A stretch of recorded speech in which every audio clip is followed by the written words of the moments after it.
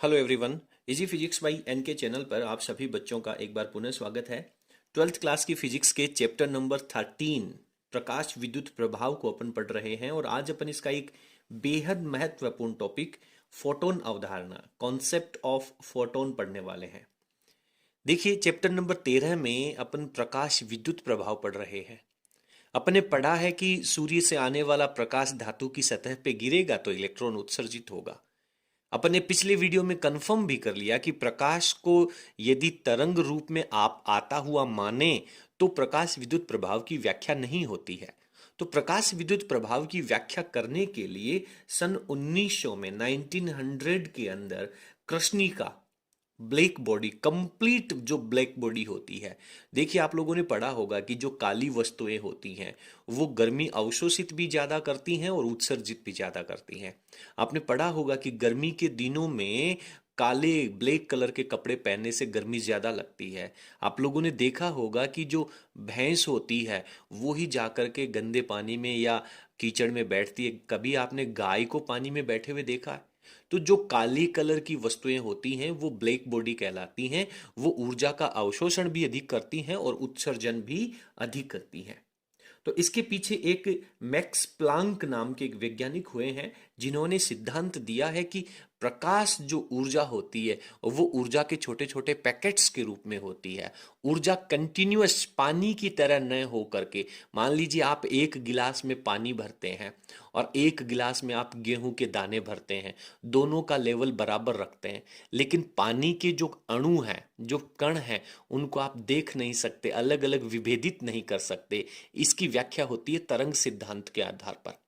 और जो गेहूं के दाने हैं वो छोटे छोटे पैकेट्स के रूप में हैं, इनकी व्याख्या होती है क्वांटम सिद्धांत के आधार पर, पैकेट सिद्धांत के आधार पर। तो मैक्स प्लांक ने सबसे पहले ये बताया था कि ऊर्जा का जो अवशोषण और उत्सर्जन है वो लगातार सतत कंटिन्यूअस ना हो करके छोटे छोटे पैकेट्स के रूप में होता है और प्रत्येक जो ऊर्जा का पैकेट है उसे फोटोन नाम दिया गया है।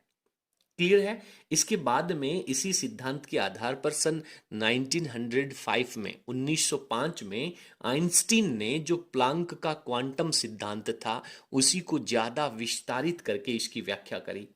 और आइंस्टीन ने बताया कि ऊर्जा का चाहे अवशोषण हो या फिर उत्सर्जन हो, वो हमेशा विकिरण के रूप में होता है, वो हमेशा बंडल के रूप में होता है, पैकेट के रूप में होता है, जिसे फोटोन कहते हैं।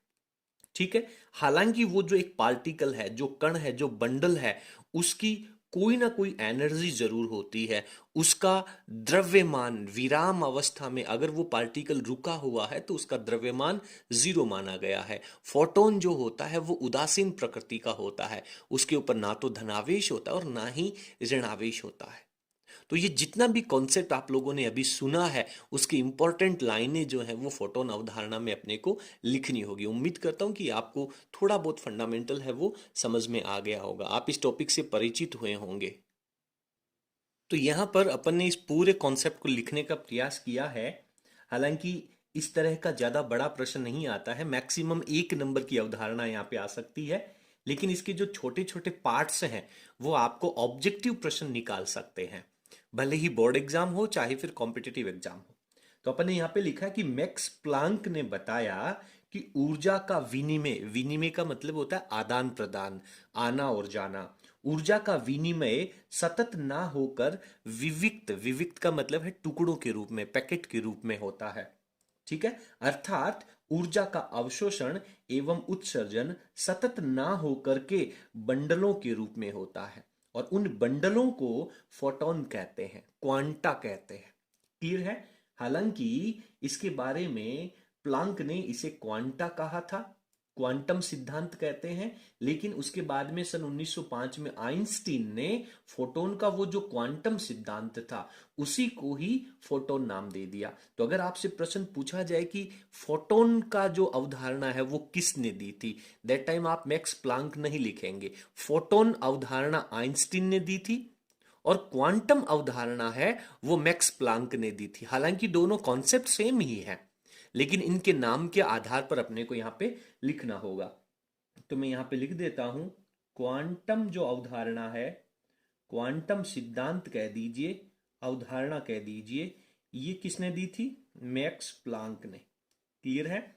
मैक्स प्लांक ने। ऑब्जेक्टिव प्रश्नों की बात आ सकती है।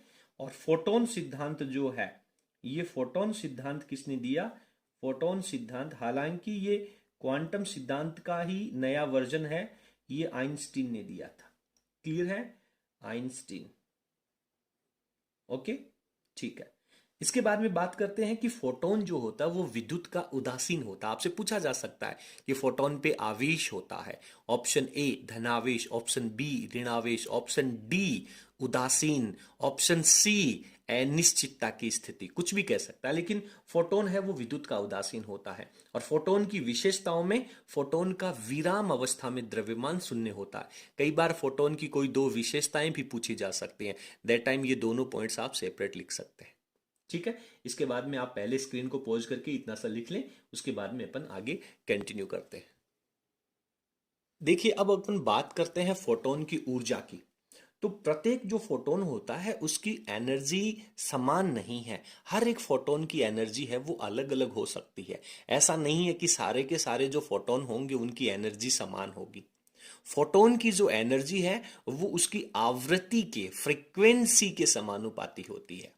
फोटोन है वो वाइब्रेट होकर के आएगा, और उसकी जितनी ज्यादा वाइब्रेशन होगा, आवृत्ति होगी, उतनी ही ज्यादा उसकी एनर्जी होगी। तो यहां पे सिंपल आप लिख सकते हैं कि फोटोन की जो एनर्जी है, फोटोन की ऊर्जा, यदि आप मैथमेटिकल फॉर्मेट में लिखें तो आप डायरेक्ट लिख सकते हैं प्रोपोर्शनल होती है किसके?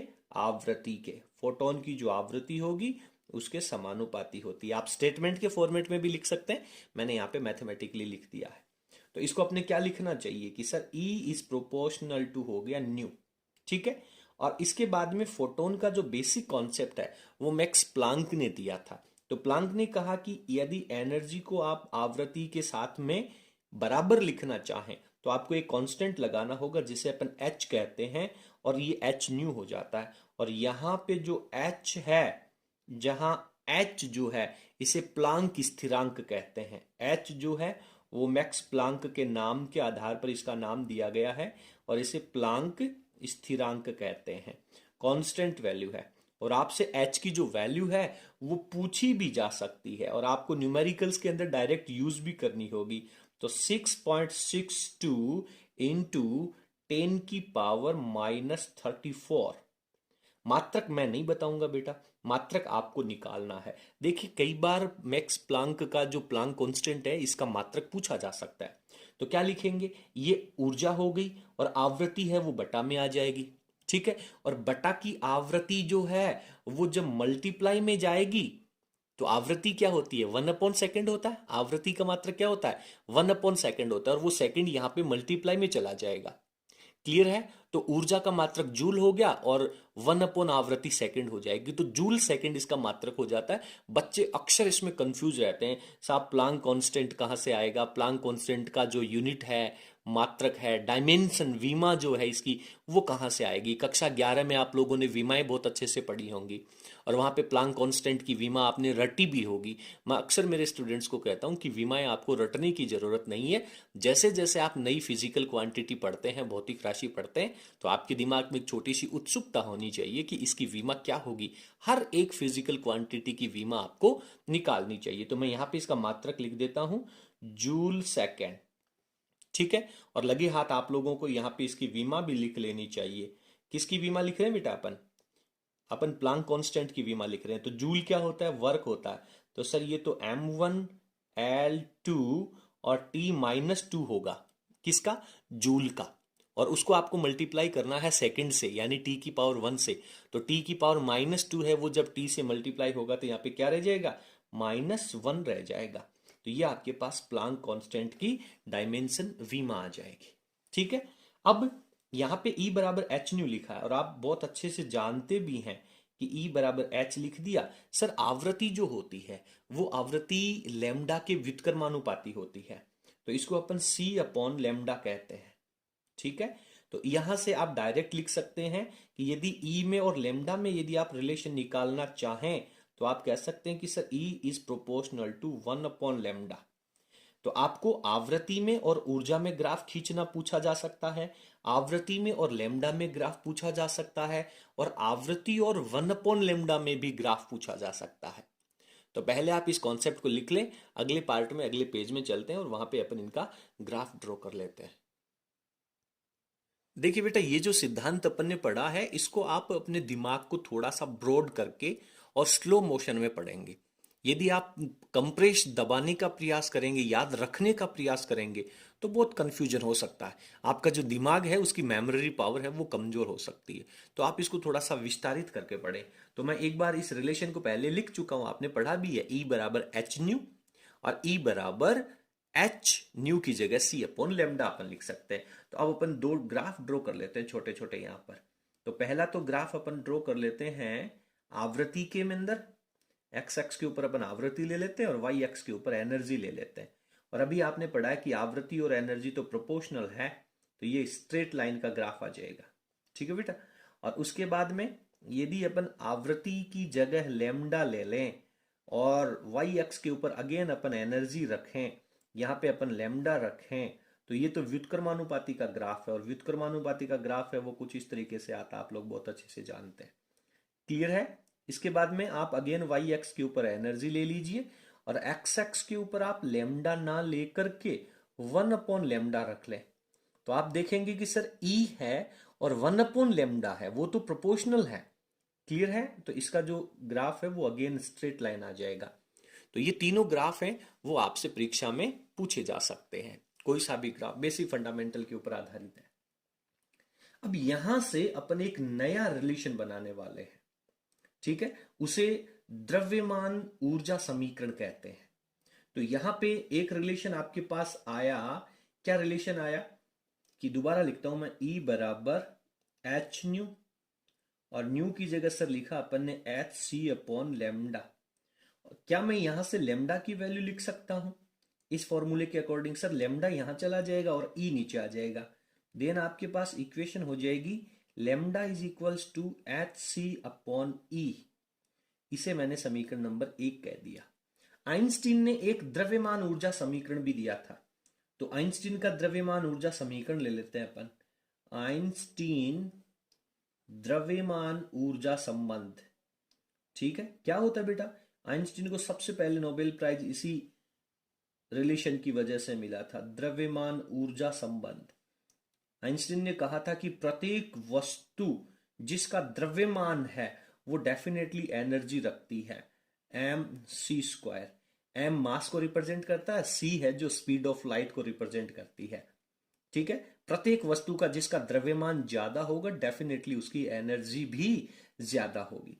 आप सिंपल सोच करके देखें यार, एक आपके पास कठोर लकड़ी है, कठोर तने की लकड़ी है, ठीक है, खेजड़ी की लकड़ी है, और एक आपके पास बहुत हल्की फुल्की सी कोई लकड़ी है।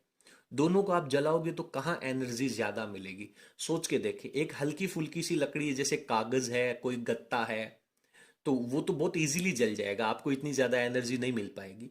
तो सिमिलरली एक छोटा सा कॉन्सेप्ट है द्रव्यमान ऊर्जा समीकरण के अंदर। ये रिलेशन कहता है कि प्रत्येक वस्तु जिसका द्रव्यमान ज्यादा है उसकी एनर्जी भी ज्यादा होगी।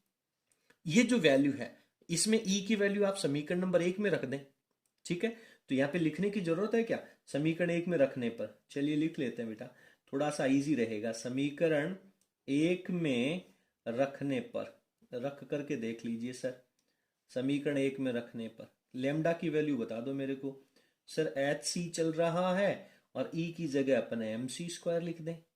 तो क्या होगा सर? C ने C को कैंसिल आउट कर दिया, तो आपके पास निकल करके आएगा H/mc। ठीक है। mc क्या है? m का मतलब है मास और c का मतलब है वेलोसिटी, स्पीड ऑफ लाइट। और द्रव्यमान और वेग, इन दोनों का गुणनफल आपने कक्षा 11 में पढ़ा है। कक्षा 11 में पढ़ा है। देखिए फोटोन जो होता है वो प्रकाश का ही एक पार्टिकल है, तो डेफिनेटली वो कौन से वेग से गति करेगा? प्रकाश के वेग से गति करेगा, और उसका कोई ना कोई द्रव्यमान भी है। तो आप जानते हैं कि द्रव्यमान इंटू वेग तो संवेग हो गया। तो यहां पे जो mc की वैल्यू है इसको अपन संवेग कह सकते हैं।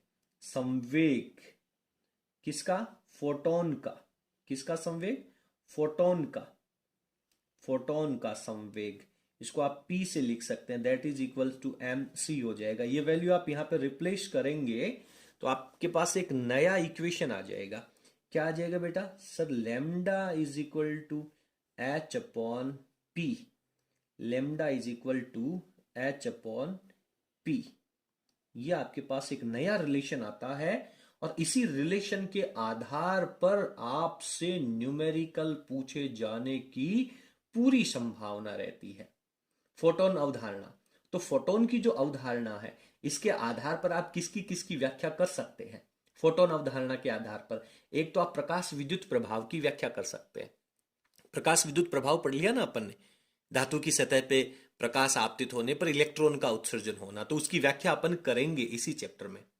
एक आप कॉम्पटन प्रभाव की व्याख्या कर सकते हैं, एक आप रमन इफेक्ट की व्याख्या कर सकते हैं। कॉम्पटन इफेक्ट और रमन इफेक्ट क्या है, ये बायोलॉजी जो मैथमेटिक्स के स्टूडेंट्स हैं वो बड़ी क्लासों के अंदर पढ़ने वाले हैं, ठीक है। तो फोटोन अवधारणा जो अपना कॉन्सेप्ट था वो केवल इतना सा है। एक साथ बड़ा प्रश्न यहां से कभी नहीं पूछा जाएगा। यहां से या तो आपसे ये जो लेमडा और पी में रिलेशन है इसके ऊपर डिपेंडेंट कोई सवाल पूछा जा सकता है। फोटोन अवधारणा में प्लांक कांस्टेंट की वैल्यू पूछी जा सकती है, उसका मात्रक पूछा जा सकता है, इस तरीके से। चलिए अब अपन इस टॉपिक के ऊपर डिपेंडेंट कुछ एग्जाम्पल अपने पाठ्य पुस्तक में दे रखे हैं, उनको कंप्लीट करते हैं और आज का टॉपिक अपन फिनिश करेंगे। फटाफट स्क्रीन को पॉज करके लिख लीजिए।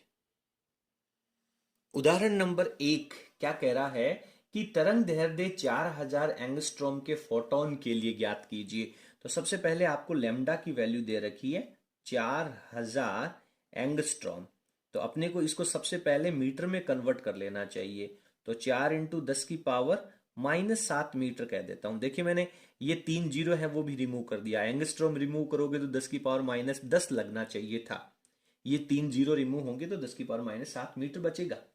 पहला प्रश्न कह रहा है कि आवृत्ति ज्ञात कीजिए। आवृत्ति, और वो आवृत्ति किस में चाहिए आपको, हर्ट्ज के अंदर चाहिए, यानी न्यू की वैल्यू जो है वो आपको फाइंड आउट करनी है।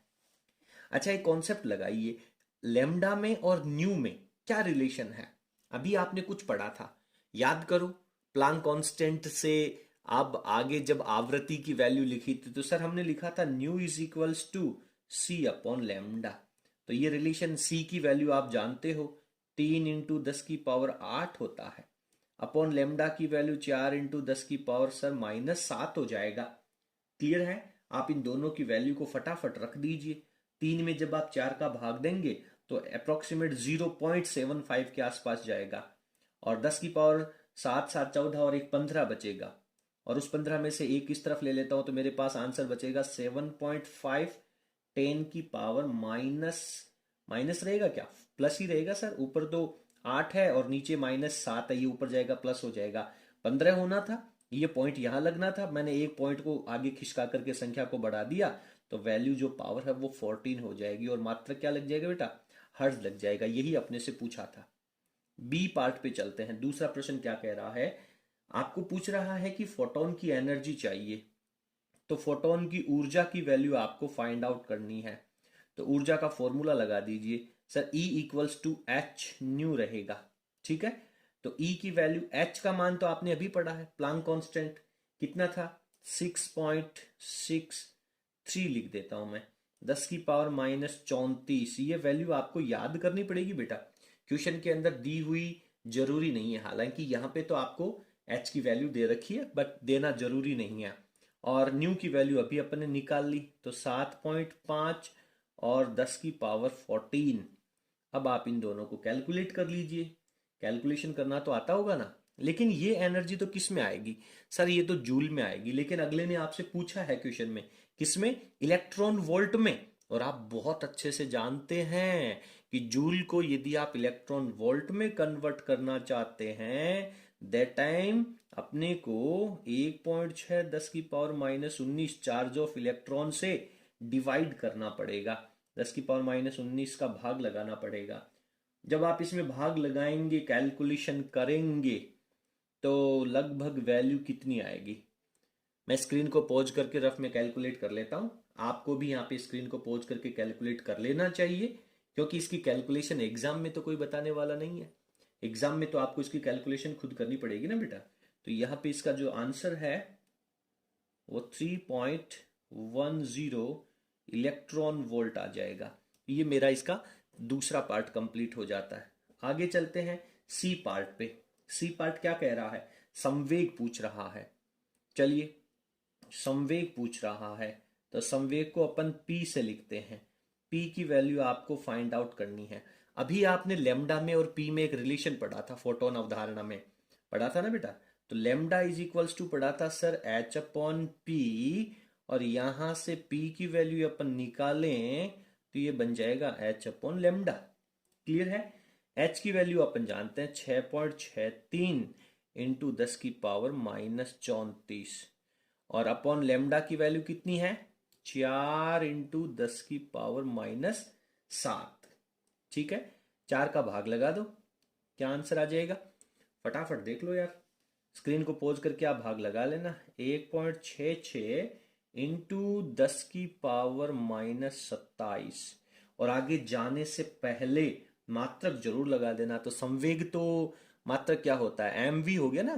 तो एम का मतलब तो हो गया सर किलोग्राम, और वी का मतलब हो गया मीटर पर सेकेंड। तो ये इस प्रश्न का सॉल्यूशन हो जाएगा। उम्मीद करता हूं कि आपको पूरा प्रश्न बहुत अच्छे से समझ में आ गया होगा। चलिए अगले एग्जाम्पल पे चलते हैं। एग्जाम्पल नंबर 2 जो है वो इस चैप्टर का सबसे महत्वपूर्ण सवालों में से एक है। बोर्ड परीक्षा के साथ साथ कई प्रतियोगी परीक्षाओं में भी ये प्रश्न है वो पूछा गया। बहुत इंटरेस्टिंग है। आप यदि बहुत ध्यान से पढ़ेंगे तो इस प्रश्न को एक बार में क्लियर कर लेंगे। चलिए पढ़ते हैं बेटा। प्रश्न कह रहा है कि 100 वाट पर प्रचालित प्रकाश का एक वर्णी स्रोत 100 वाट। वाट क्या है? वाट क्या होती है? ऊर्जा होती है या शक्ति होती है? सर ये तो शक्ति है। शक्ति क्या होती है? कार्य बटा समय होता है, ऊर्जा बटा समय होता है, जूल अपॉन सेकंड होता है।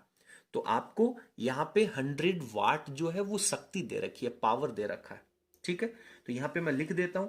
सबसे पहले P इज इक्वल्स टू 100 वाट दे रखा है। फिर आगे कह रहा है कि एक वर्णी प्रकाश स्रोत है वो 4 इंटू 10 की पावर 20 फोटोन प्रति सेकंड। फोटोन प्रति सेकंड, प्रति सेकंड यदि कोई वैल्यू लगती है, फोटोन प्रति सेकंड यदि लगता है, तो डेफिनेटली ये क्या है? प्रति सेकंड उत्सर्जित होने वाले फोटोन्स की संख्या है। क्लियर है? प्रति सेकंड उत्सर्जित वाले फोटोन की संख्या है। तो इसे मैं स्मॉल एन से रिप्रेजेंट कर देता हूं। प्रति सेकंड उत्सर्जित फोटोन 4 इंटू 10 की पावर 20, इतने फोटोन जो हैं वो प्रति सेकंड निकल रहे हैं। फोटोन प्रति सेकंड, एक सेकंड में इतने सारे फोटोन निकल रहे हैं, और ये सारे के सारे फोटोन मिलेंगे क्योंकि ये सारे फोटोन एक सेकंड में निकल रहे हैं। और पावर क्या होता है? पावर होता है जूल अपॉन सेकंड। मेरी बात को समझने का प्रयास करना। ये जो P वैल्यू दे रखी है वो आपको जूल की वैल्यू दे रखी है, वाट अपॉन सेकंड दे रखा ना। तो सेकंड की वैल्यू आपको 1 ले रखी है, और यहां पे फोटोन भी प्रति सेकंड ही उत्सर्जित हो रहे हैं। तो इन दोनों को यदि अपन रिलेट करने का प्रयास करें तो यहां से एक फोटोन की एनर्जी निकाली जा सकती है। समझे? प्रति ऊर्जा प्रति फोटोन, ये पढ़ता हूं मैं, ऊर्जा प्रति फोटोन, इसको निकालना चाहता हूं मैं। देखिए प्रश्न को बाद में पूरा पढ़ेंगे, इसको अपन पढ़ते हैं। आप जानते हैं कि ऊर्जा प्रति फोटोन कितनी आएगी? कैसे निकालेंगे? टोटल पावर कितना रिलीज हो रहा है? सर टोटल पावर तो P रिलीज हो रहा है। ठीक है, और एक सेकंड में कितने फोटोन निकल रहे हैं? इतने सारे फोटोन निकल रहे हैं, और ये सारे के सारे फोटोन मिलकर के टोटल एनर्जी इतनी बना रहे हैं।